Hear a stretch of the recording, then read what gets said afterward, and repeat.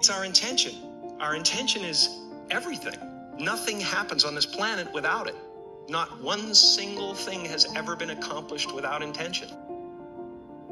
I was two people my whole life. I was in the living room entertaining people, being a monkey, doing my thing for the company and trying to relieve my mother who was suffering. She had rheumatoid arthritis and phlebitis and everything under the sun that was nagging at her, and she was depressed. And I wanted her to be free. And I wanted her to realize that her life was worth something because she gave birth to someone who was worth something. And then I would go into my room and I would sit with a legal pad. I was a little kid. And I would sit there and I would try to figure out what it meant, what it was all about. Why are we here? What is this? And one day I read something from Buddha that said that all spirituality is about relieving suffering. And I suddenly realized that's what I'm doing in the other room. and I'm aligned. My purpose is aligned with this. So I felt incredibly lucky. I lose sight of that all the time. I get caught up in different concerns and ego concerns. But I'm so lucky to be a part of this community and to do something that is of value. And I really cherish that. And we are all one thing. It really is true. I woke up and I suddenly got it. I understood how thought was just an illusory thing. And how thought is responsible for, if not all, most of the suffering we experience. And then I suddenly felt like I was looking at these thoughts from another perspective. And I wondered, who is it that's aware that I'm thinking? And suddenly I was thrown into this expansive, amazing feeling of freedom from myself, from my problems. I saw that I was bigger than what I do. I was bigger than my body. I was everything and everyone. I was no longer a fragment of the universe. I was the universe.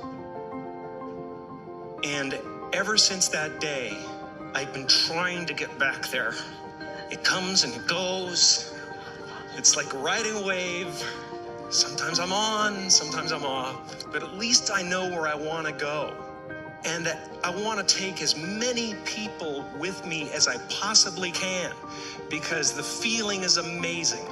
You've made a decision to transcend and to leave darkness behind. And it takes a champion to make that decision. I really want to speak to the fact that I've had some challenges in the last couple of years myself. Ultimately, I believe that suffering leads to salvation. And in fact, it's the only way. That we have to somehow accept and not deny, but feel our suffering and feel our losses. And then we make one of two decisions. We either decide to go through the gate of resentment, which leads to vengeance, which leads to self-harm, which leads to harm to others, or we go through the gate of forgiveness, which leads to grace. And your being here is an indication that you've made that decision already. You've made the decision to walk through the gate of forgiveness to grace. We are so trapped, all of us, especially those who have suffered terrible trauma, to think of that as a real thing. And there is a difference between real danger and imagined danger, and it's hard to turn that off. Meditation, for me, and for a lot of people, has been a way to turn that off, or recognize that those thoughts are just thoughts, like clouds that cross the sky. they will pass on. And to gently pull yourself back to a place of peace.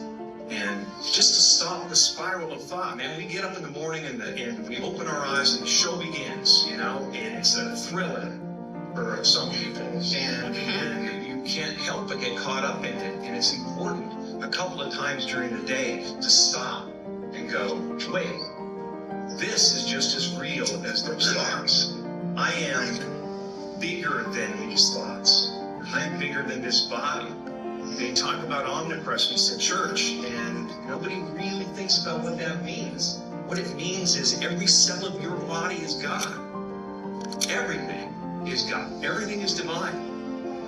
When you do good things, when you decide to transcend the negativity and attempt to do something positive for you, for your family, you are the heart of God.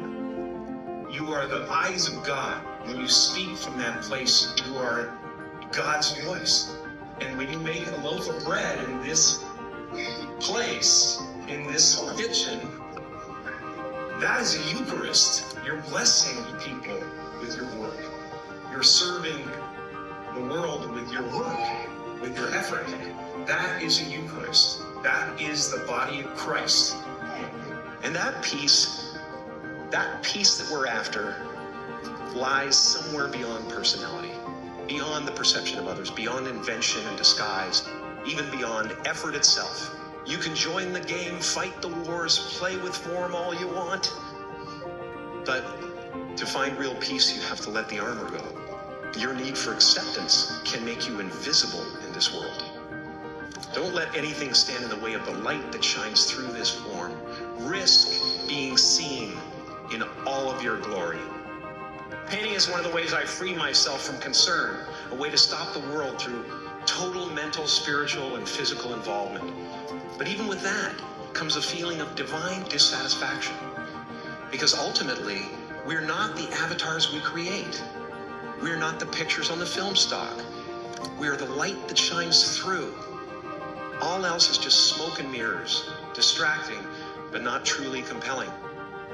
I've often said that I wished people could realize all their dreams and wealth and fame, and so that they could see that it's not where you're going to find your sense of completion.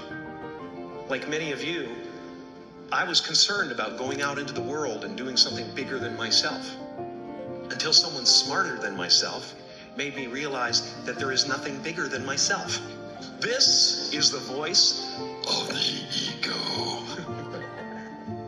And if you listen to it, there will always be someone who's doing better than you. No matter what you gain, ego will not let you rest.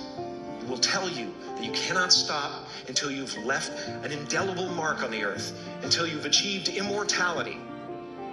How tricky is this ego that it would tempt us with the promise of something we already possess?